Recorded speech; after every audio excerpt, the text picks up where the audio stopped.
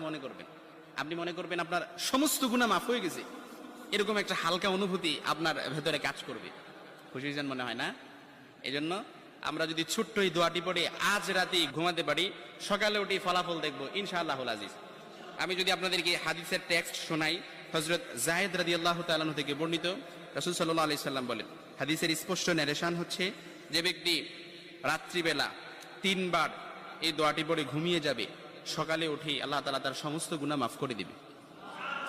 সুবহানাল্লাহ বাড়িতে যায় বললেন। এই জন্য আজ রাতেই যদি এই দোয়াটি পড়ে ঘুমাতে পারেন, সকালে উঠে ফলাফল দেখবেন ইনশাআল্লাহুল আজিজ।